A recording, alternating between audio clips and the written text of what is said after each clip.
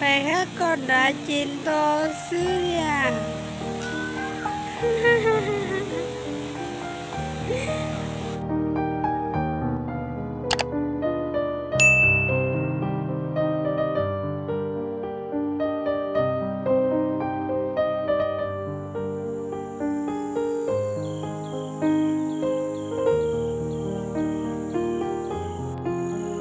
Nhớ rằng nó chết rồi, những chồng không chồng ít sữa sữa tụi nó cô giờ thì nó lỡ khỏi nó nát ra chị bà có và ta cho chị nó bé tụi một tròn chua nè, cho nên cho bé một tròn chua cho bé một kia nó kia mang có cưng có đi, nó tụi bé nó chỉ tụi anh đây là kia ngon có ta cho nó còn nó kia chỉ còn nó sẽ là cho bé một kia nó lấy từ họ nhớ chỉ một họ lửa nó chỉ cho bé một nè tròn chua chỉ nhớ đấy cho bé thì nó ngon nè một chỉ tao sao đi cái bên sao mà cho nó sẽ là sáng kia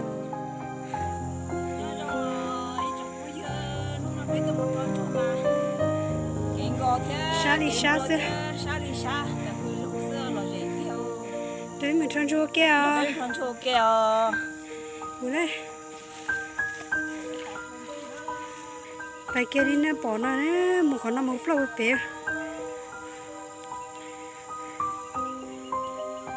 cái một chỉ có kế biết cho cá thịt cho cá rồi là nó nữa nè rồi giờ kế sẽ kế đôi tư lại một cái một kia giờ kế thế nè bên một kia bên một con nó bự tí nữa chỉ bỏ cá kế đi chơi giờ kế trâu cho nó xưa là nó bên à chìm vào lúa sâu chế thế kể chế rung nó sẽ kiếm tròn rồi chế chỉ gì kia liêu bài nó chỉ cho mua nó cho bữa tí mà nhé lúc trung nó cho bữa sáu rồi mà mong sao hắn chúa chỉ tao tôi gì nhiều của tôi rau xí nó phê sao sao bữa sáng đi nè sao mà sao liêu chế tới lúc sao chế lo lý lo xưa chân bò lúa xưa sát ta rồi liền sao chỉ kỹ xưa người một tiếng thế đó chuyện trò dùng đó đểใช้nữa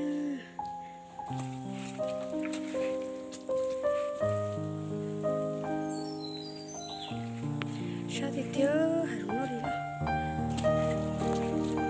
dùng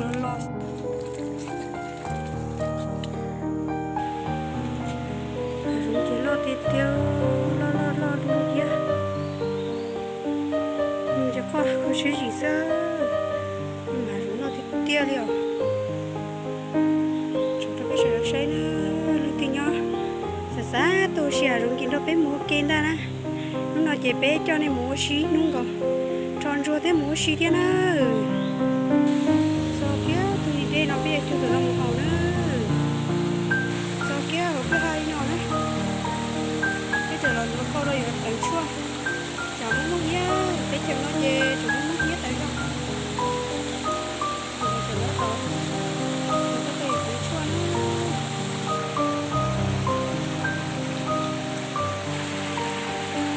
thì mỗi đến giờ có nó thấy những cái nó sát cái này như thế nhá chuyện chúng đã chỉ nó thấy một cái lô kia nó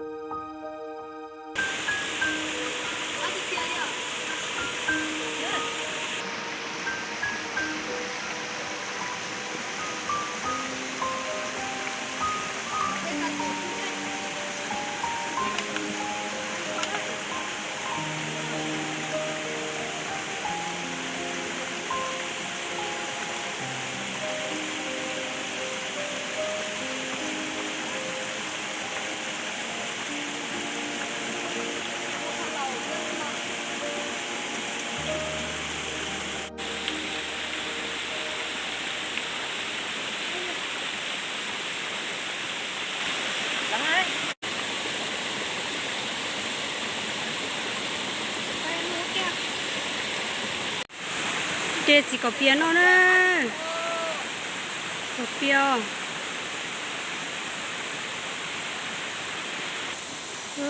Có bia. Có cá. Cá sắp lấy à? Cá đi kia. Tí tiền liền. Phải ok nó phải mua cho cá mua khơi chua rồi. Sẽ thấy ngon có chín có liền. Tôi chỉ cho nhiều thế chế kiện trong quá tất kiện rồi.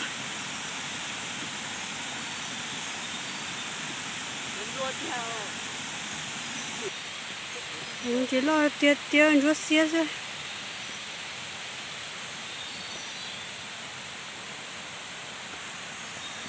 Ôi sao thì tiệt đi. Chuyện gì cá to nó vừa bé thế mà to thế à? Thì sao luôn liền. Rồi liền luôn.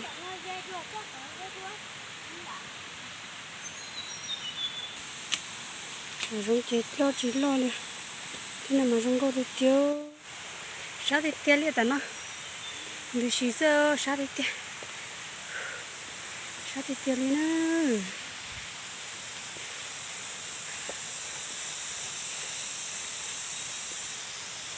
Thì cho cả thân là máu gì cá thì tiêu. Cái chuyện cá chỉ tôi mà thâu cả thân nó xưa. Chỉ nó cho cái hành chua nó, bây giờ tao khăn chua.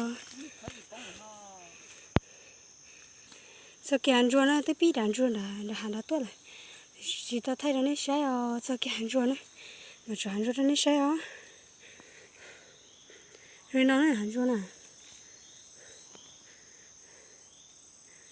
Hành chua chơi trong đi nó xí. Một chơi chơi bỏ mua này, rồi bé mua kia. Ít tiền bỏ chua này chỉ biết mẹ đặt nó nấy sai nữa. Sao hành chua bỏ sao nè bà nì? Thôi, có đặt tao cho tôi là. Tiếp lót tôi xí. Bỏ mẹ có bỏ sao? Sao mà? Sao có đặt tao cho tôi chua? Đặt cho lót chỉ tôi thế xưa. Ít tiền mua té kho có muốn cho mình chỉ biết mà cho nó nấy nữa. Sao hay giống kia là. Chua nó nè. Bởi tôi chua nó nè, để xí xả lăng lại. Cho nên tụi nó trên chơi dù chỉ muốn chua mới tí cho xả lưng nó xí. Cho nên em cho phụ đạo kia. Chua nó cho nó nè. Kia nè. Phải thế nó sẽ bố mua là. Nó cần gò liêu chẳng chua nó nè. Phải thế đàn chua rú bày nữa. Cho nên chua nó chỉ biết xả lưng này nè. Cho nên chua nè. Thì chẳng chua nó xí nè. Ta cho nó lọ chủ cho mẹ xưa.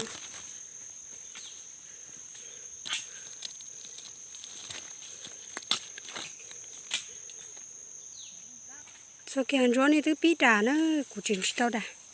như thế cho mà đà cho nó đi sang thế cho, như thế đàn cho ta rau chứ, là cho nó bỏ giấy lọc cái không có gì kia, cho ra nó đi sang hết rồi, tia không có gì tia nè, thằng cho bỏ luôn giấy lọc cái không có gì tia liền, như gì sẽ, để cái tao nên giấy lọc cái gì lọc cái không, bỏ luôn tao nó theo đeo luôn tao nó gì. Không có gì tiêu liều.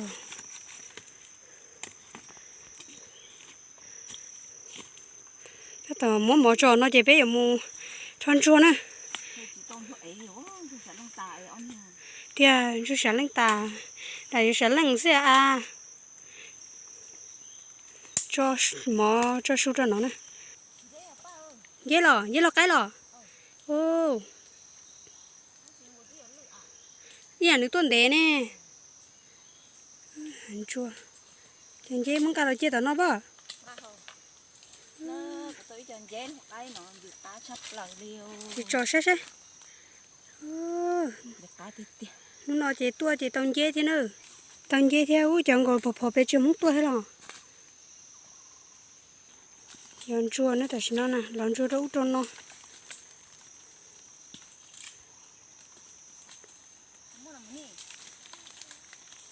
Tôi đâu xíu lỗ nữa nè nè. Bỏ luôn non gì nữa, dễ lọc cái có xe cho nó mà cho nhiều con của pin thôi nữa. Không có thịt tiêu liền. Cho nó chỉ chọn thua là. Dạ cũng ăn dễ mình chia cho. Rồi cho cái này, không có thịt tiêu. cho các anh với một chia nào mà cho tôi ăn chua đó ăn chua chè rong nó xí nữa tôi chỉ tao tôi ăn chua chè cho bé mù nó rong chua này cái tôi lọt tao rong chua này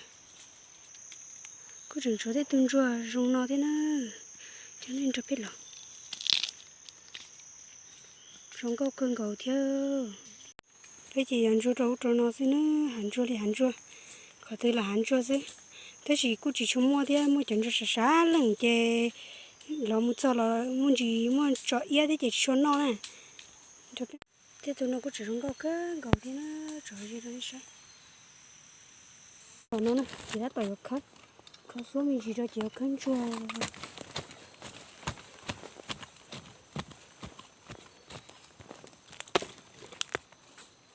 chú lo đi tiền rồi bỏ khí tôi là nó thế nào dùng khơi tôi là non gì đã cho mình nó muốn nó này cái đã muốn nó chứ tôi trả thì tôi mình nó sẽ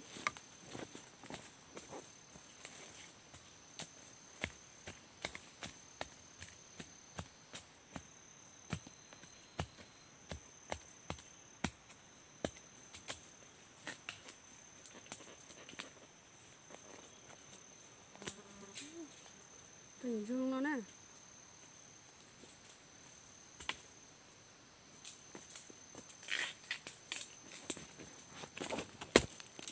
tôi chơi nó sợ của nè chỉ khá hình như chưa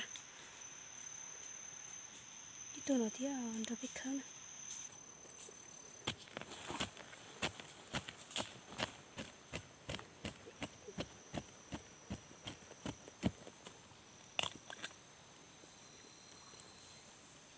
bỏ bê luôn dễ lo cái nó của nó tỏi đi rồi của đeo kêu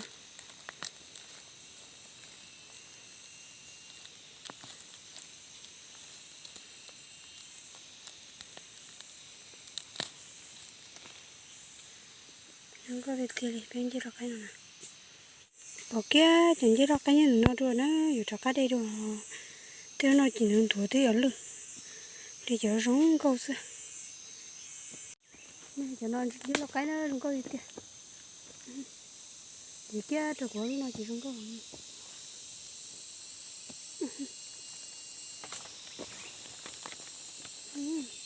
thế lúc đấy chỉ không như thế nó không có tí tia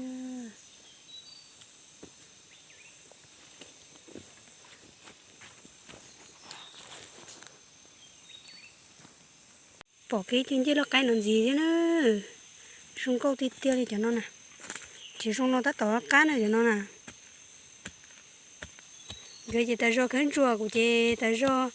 dọn chế sẽ ta nó nè tôi bọn chế chị dọn chế sẽ đi chế lo cái để rong câu luôn đi rong câu đi tiêu thì nó rồi đi ăn thế đi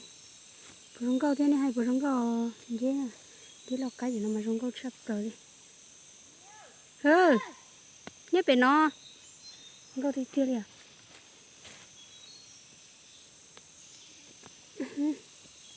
thì tao đi chọn chế rong câu đi tiêu thế nào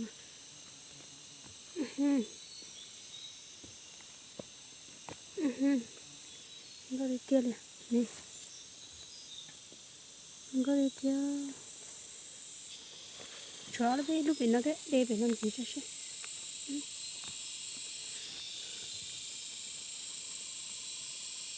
không có đi tiêu chỉ biết lọc cái này đi tông bổ nọ nè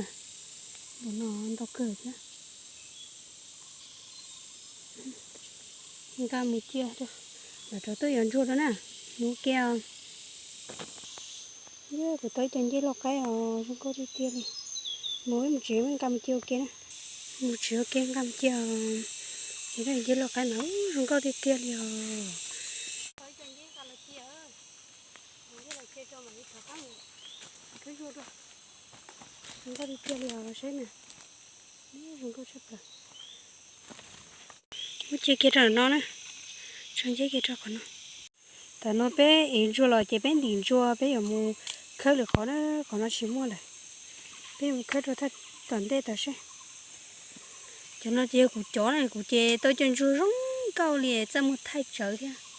họ khó bên nó chơi tụi mình xem nó đi chỉ tao đâu được cũ thế họ còn tao đâu nó chỉ là tụ để nó đi nè tụi nó nè nó về hồ bát tú nè mà tao đâu thì tia chẳng cho lép lông dưới trong câu chấp lời liền trong câu thì tia liền họ bỏ mà lép lông nó nếu mà tia chỉ nhau với cho nhiệt tí tụi nhiệt chén ta cho xe theo lại rong thịt tiệt rong câu xưa thế thì sáng lên tay thì biết lò tay chân chuối chúa xưa chúng câu bị chơi lên đâu ta muốn nói Mua tế bạc. hử Cháu có lấy cho tôi lấy cho luôn nè. ê cụ tới giờ ê tụi chỉ chơi lòi thì có tên chơi nhớ đã đây đã cho nó nhằng nè mua luôn nó nhằng rồi ê có mới khó đến rồi tê rồi ê có tê thế thì chỉ nhớ nói thế chỉ chọn cho thế là chỉ lo ai thì không biết thì chỉ lên rồi đua có chỗ ta tỏ lý đến rồi tê chê rồi là tiền chua nè mà chọn chúa tiền đó cho có tê lên rồi thì chỉ lại thế chị lo ít ta sung nó tôi thì chọn chút xíu rồi lấy chơi cho khỏi chơi nó nhìn chú sáng lên ta chị tông chơi ta tao là rồi tiền chua nè tiền chua mỗi chuyện chua là nó tệ của ta thế chỉ nhá nè tiền chua tệ của rong câu ấy ít bia thế đi có chỉ tệ của rong câu nhá thì trong cái gì cũng phải chỉ ăn lấy ta đấy rồi tệ đi con nó lấy à thì có lâu chưa ôi ôi có hai trái cỏ cụ tế trong câu nào lò này thì cụ thế nào lò thế nó chế tệ ít chân gì chứ chế mất chế đâu nó chạy bia chế cái năng ta đấy họ không mò thế nào thế chỉ lại sao thế mà mò thế có lo gì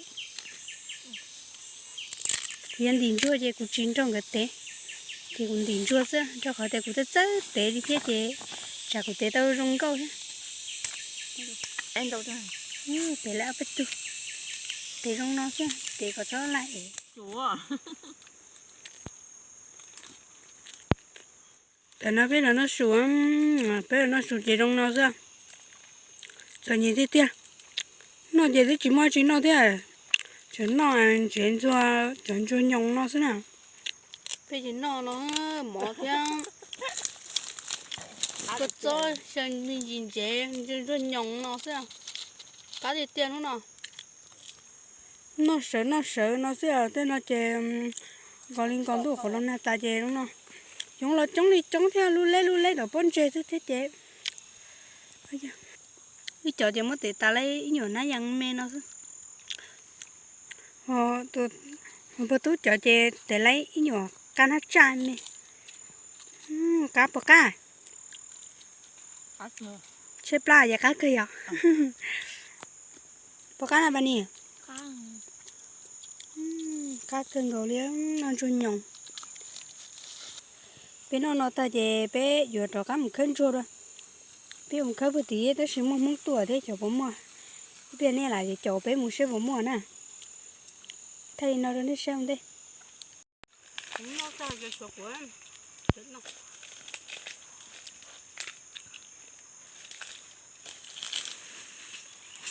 có nó cái ầu đó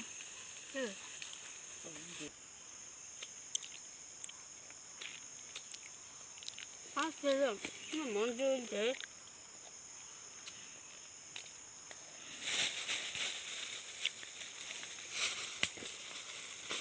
thằng ấy đã chạy á để cho nó mua thuốc ở đấy chỉ biết chỉ lo sức kiến rồi nha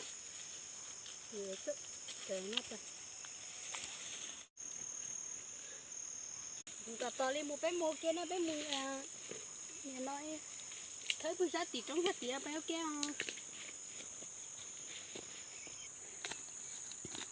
chú ấy nó mà đấy chú có cần cho bé mua ngay có đã suối thế nào chơi thế đi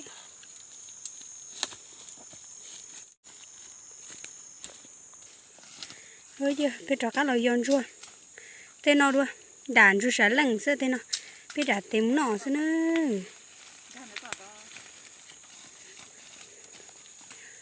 chua có chỗ cái rồi biết không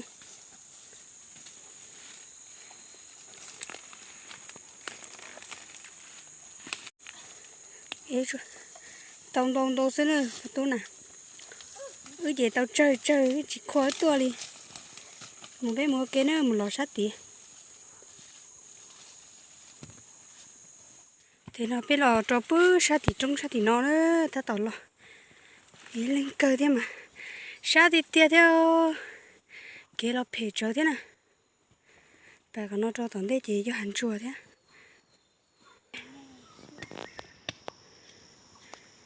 bữa làm mua là thứ tiền chùa cho tiền nó ta nữa thì bây giờ sát lại hay bộ bài ở trong chút cờ nó ha cho tên nó sợ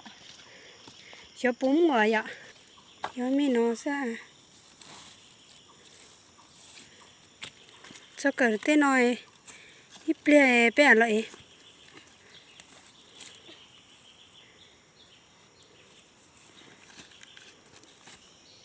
nó biết cho cờ nó bé nó làm mua do sẽ bóng mỏ cho còn lại được của tôi khơi chỉ là tôi để đánh vô tôi cái lù đấy để cho bóng mỏ đây con nó sẽ bây giờ rồi chúng mà thì chúng ta đây mua kia còn nó to đấy hàng chúa to nó đấy cho cá một khơi đua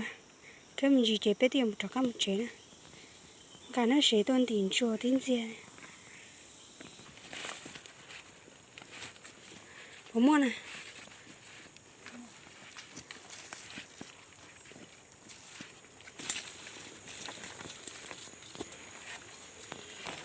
bạn sao bố bói na bạn đi cho hắn chua đùa ta chỉ muốn chua liêu nằm nó ta liêu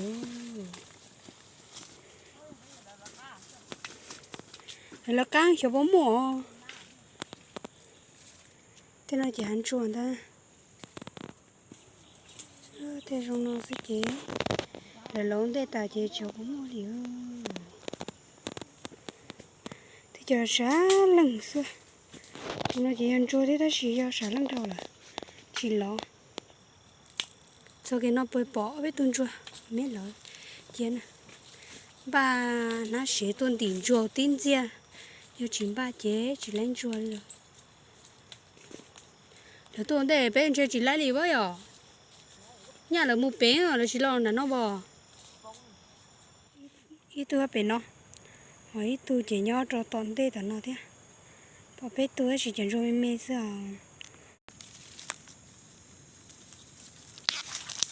cái gì tôi ta đi gì thế nó cứ chơi chỉ nhớ thế ôi ya cái chơi giá trị sao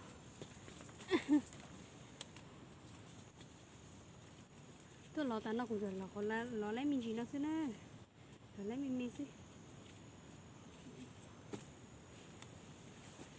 khó chịu bố mỏ có cái tuôn chua nó đấy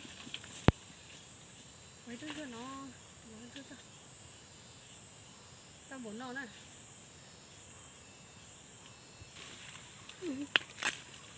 không có cái kia cho nó muốn cái kia còn chưa thấy máu sao lon xóa thế à muốn một lon muốn rau của mua lon kia tao nó nè tao nó mới cho tao nó to thế à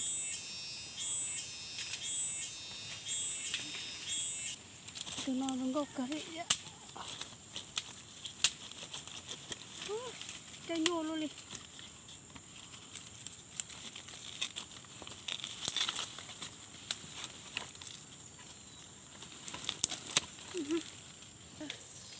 tụi nó thế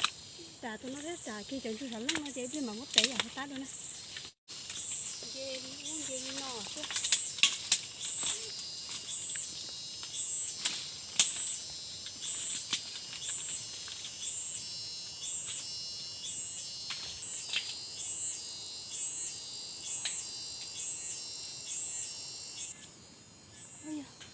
ấy tôi nó thế tôi nó chó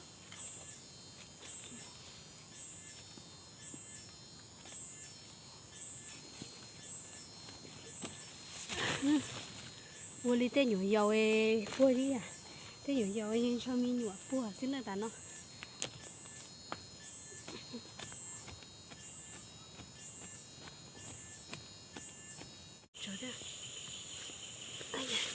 chân chua cho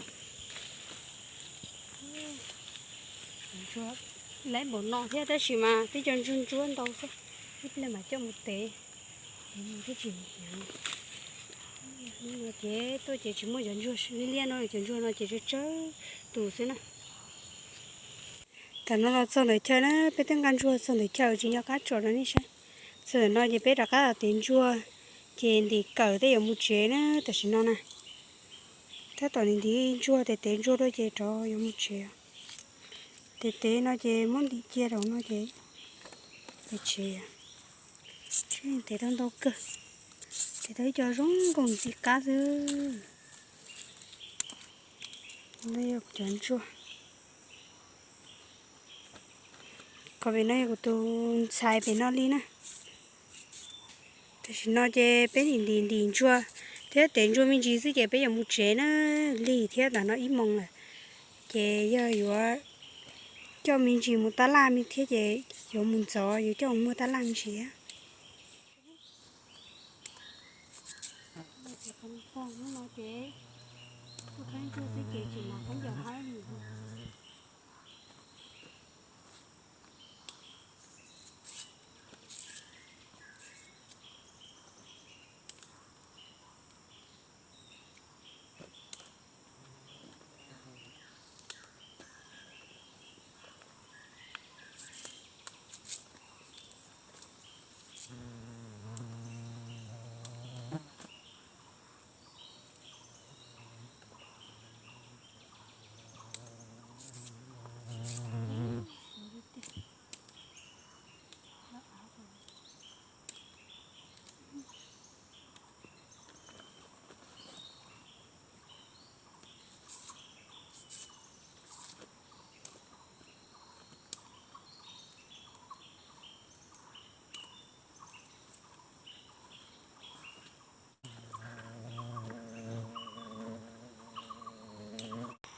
một chân chua tan cho chị lấy một nó chua con mình run chua nó thế chờ té cho nó đi cho tao nó của tôi xài chị lấy một nó nữa chưa của tôi xài của du thế á tụi nó nè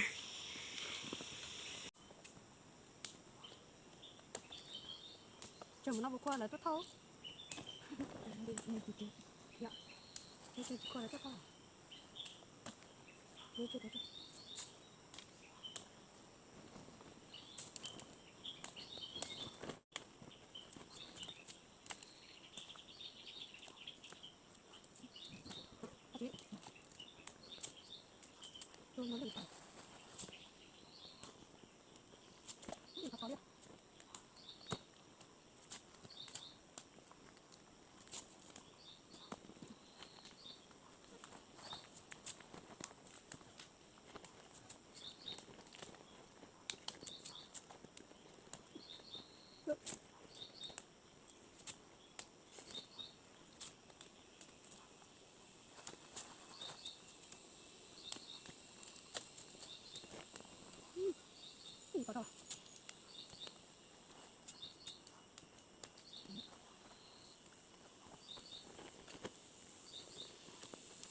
em mong chứ, thì là cái năng ký cái gì chứ,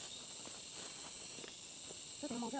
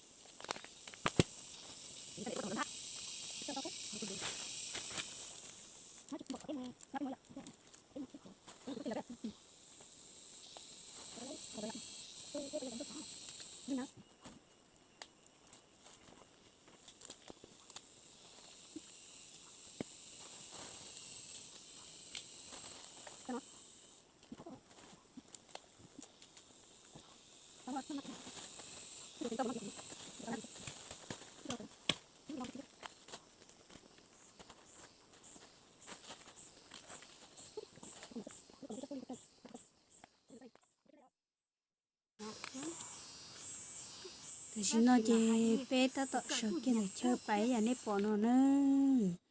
một kia đi nọ bé ta tạo một chế cho có thể tôi không nọ chế đi lì thế dùng một chế trái bia li li thì giờ chế chế chỉ tao san cho ta làm nữa chỉ một bé mua kia chỉ nói biết là cho kia này cho kia nó mang luôn lúa ta kia nó mà lo nó lim lúa rồi kia mang lúa sắp rồi khó rồi à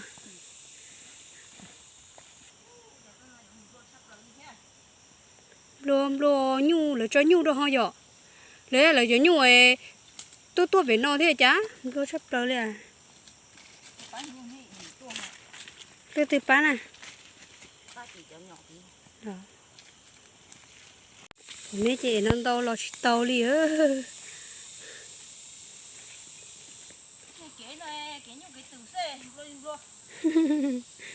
dạ cái ai thì đồ nó đi à ayo belum chị panin to ơ có thể là ta cái chim lúa tết tiêu là gì lần chú à chị sư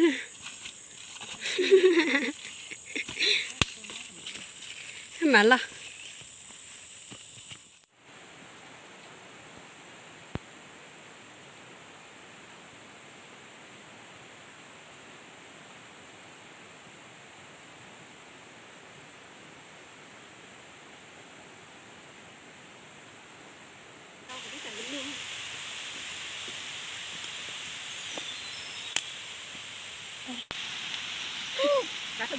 dạ có nó cái gì không đau rồi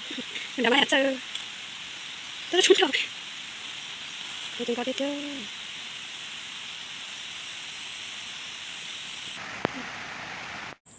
到cái kiến có đùa sát thì tia liền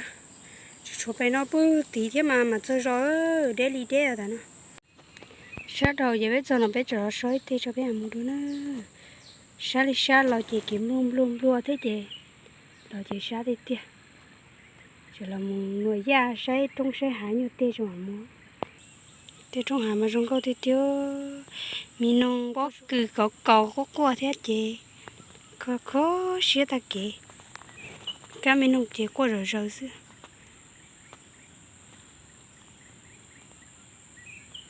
hà rong chị lo liền cái chuyện gì ra cái chỗ là ta li ơ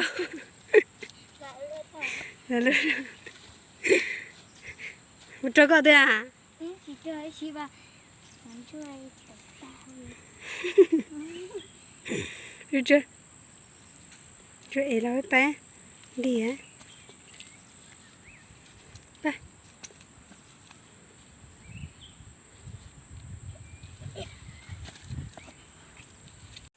kiến có thể tiêu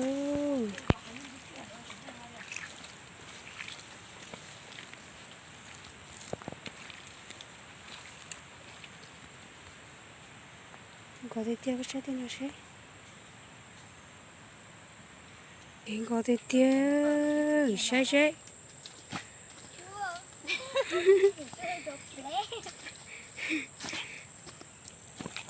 kiến có thể tiêu khẩu trang chị nha kiến có thể tiêu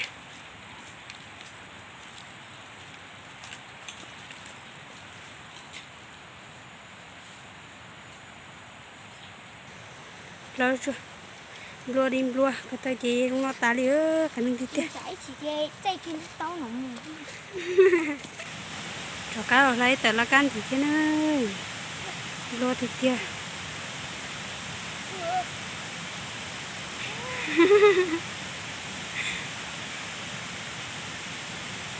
mà thế chỉ bông à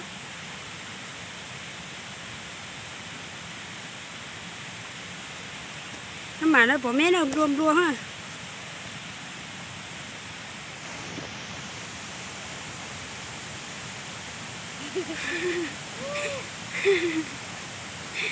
rùm rùa đâu mà lo tụi tay con rùm rùa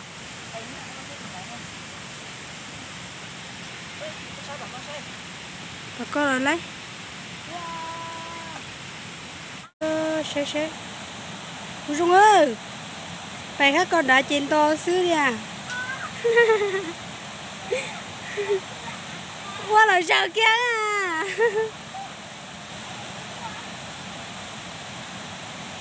Chú tụ coi biết tụ coi ý ra các bông.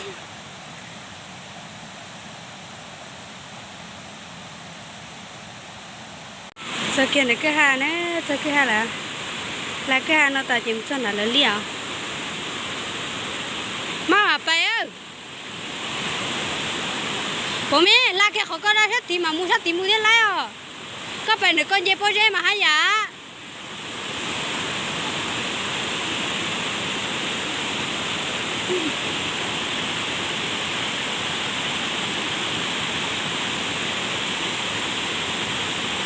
Thế là đen chị mới chế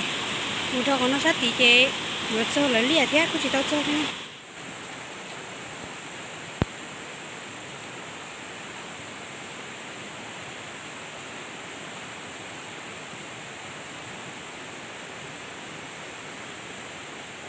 Em chỉ hờ còn đi chụp với là tao nó nữa.